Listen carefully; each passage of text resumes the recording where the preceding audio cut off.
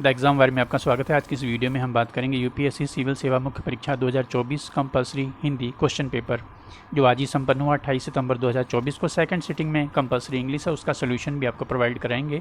तो चलिए देखते हैं कैसा था ये आज का प्रश्न पत्र और इसका हल भी देखते हैं। सभी प्रश्न करना अनिवार्य है और अंक प्रश्नों के सामने दिए गए हैं। क्वेश्चन नंबर 1 निबंध है। 600 शब्दों में आपको निबंध लिखना है।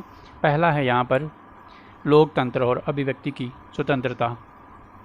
इंडियन पॉलिटी में आप पढ़ते ही हैं। क्या भारत में पेयजल संकट आसन्न है? आसन्न का मतलब होता है जो निकट भविष्य में होने वाला हो।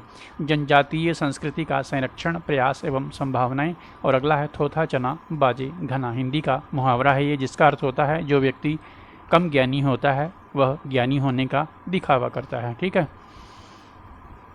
क्वेश्चन नंबर 2 नीचे गद्यांश दिया गया है। गद्यांश के आधार पर प्रश्नों के उत्तर लिखना है आपको। और इसके बाद जो अगला प्रश्न है वो प्रेसिस राइटिंग का है। सारांश लिखना है। 1/3 शब्दों में 60 अंक निर्धारित हैं। ईर्ष्या पर ये लेख दिया गया है और आसानी से इसका संक्षेपण किया जा सकता है। ठीक है। इसके बाद यहाँ पर अनुवाद करना है अंग्रेजी में। ठीक है। हिंदी का अंग्रेजी में और अंग्रेजी का हिंदी में अनुवाद करना है। इसका सोल्यूशन आपको टेलीग्राम चैनल पर उपलब्ध करवा देंगे। द एग्ज़ाम वायर से टेलीग्राम है, उसे ज्वाइन कर लीजिएगा। व्याकरण वाला सेक्शन देखते हैं और उसे हल करते हैं। क्वेश्चन नंबर 6 है यहाँ पर मुहावरे। 2 अंक निर्धारित हैं। पहला है कागजी घोड़े दौड़ाना। ठीक है। भाव आप समझ रहे होंगे। केवल लिखा पढ़ी करते रहना। ठीक है। तो वाक्य में प्रयोग करना है। कुछ अधिकारी क्षेत्र स्तर पर जाकर कार्यवाही नहीं करते, केवल कागजी घोड़े दौड़ाते रहते हैं। इस तरह से वाक्य में प्रयोग कर लेंगे। इसके बाद अगला है अपना उल्लू सीधा करना। अपना उल्लू सीधा करना अर्थात अपना मतलब निकालना। ठीक है। समाज में कुछ व्यक्ति अपना उल्लू सीधा करते रहते हैं। ठीक है। यहाँ आप लिख सकते हैं कुछ तथाकथित मित्र अपना उल्लू सीधा करने के लिए ही संपर्क साधते हैं। अगला है लकीर का फ़कीर होना अर्थात पुराने रीति रिवाजों का अनुसरण करना, फॉलो करना। तो वाक्य में प्रयोग कर लेंगे। विज्ञान के इस युग में बहुत से लोग लकीर का फ़कीर बने हुए हैं। इसके बाद अगला है चेहरे पर हवाइयाँ उड़ना अर्थात डर से घबरा जाना। पुलिस को देखकर अपराधी के चेहरे से हवाइयाँ उड़ गईं। इसके बाद अगला है गेहूं के साथ घुन पीसना अर्थात दोषी के साथ निर्दोष का भी अहित हो जाना। ठीक है। दुष्ट व्यक्ति की संगत नहीं करनी चाहिए, प्रायः गेहूं के साथ घुन पिस जाता है। इस तरह से वाक्य में प्रयोग कर लेंगे। इसके बाद आगे हम देखते हैं। यहाँ पे शुद्ध करना है। ठीक है। अशुद्ध वाक्यों को शुद्ध करना है। 2 अंक निर्धारित है यहाँ पर भी। पहला है यह कविता अनेकों भावों को प्रकट करती है।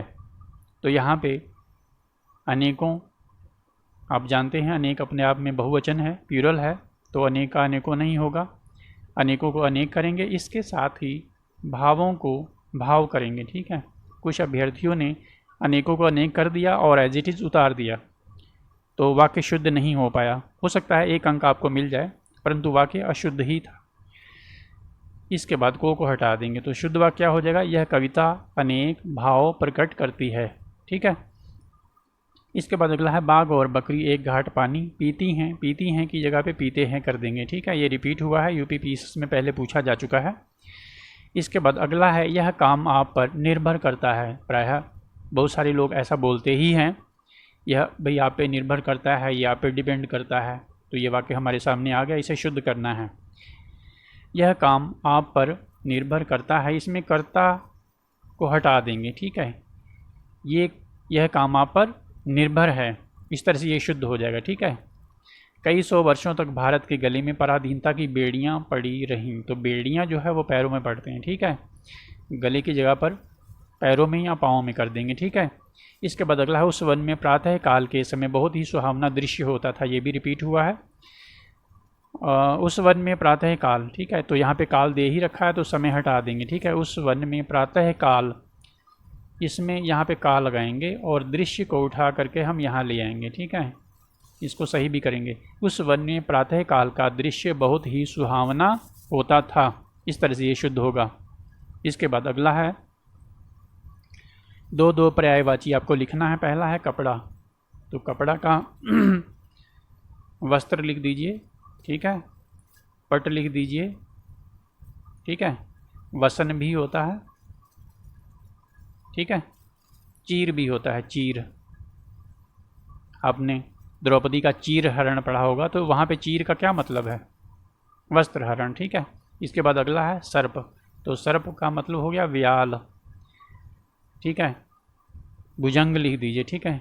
विषधर भी होता है, ठीक है।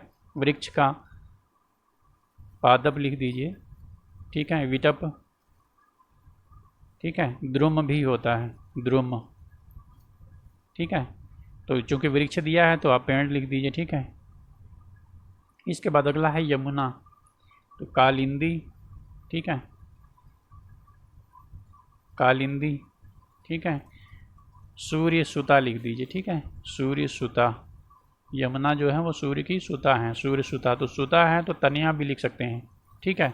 रवि तनया, रवि तनया भी हो जाएगा, काल गंगा भी हो जाएगा। इसके बाद अगला है अश्व, तो अश्व का मतलब जानते हैं घोड़ा होता है, तो घोटक, घोड़ा लिख दीजिए, यहाँ पे घोटक लिख दीजिए।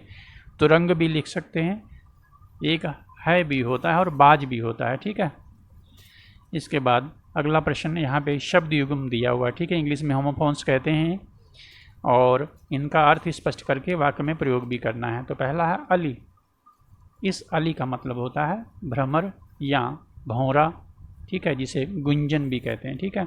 और अगला है अली, तो अली का मतलब होता है सखी, ठीक है। इसके बाद कोश, कोश का मतलब होता है खजाना, ठीक है। वाक्य में प्रयोग करना हो तो कोश में धन जमा कराइए, इस तरह से।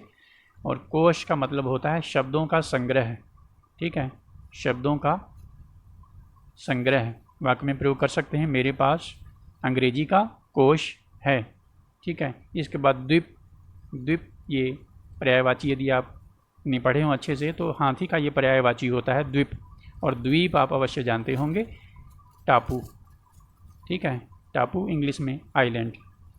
इसके बाद अगला है भवन, तो भवन का मतलब घर होता है और इस भुवन का मतलब होता है संसार, ठीक है। वाक्य में प्रयोग कर ही लेंगे आप।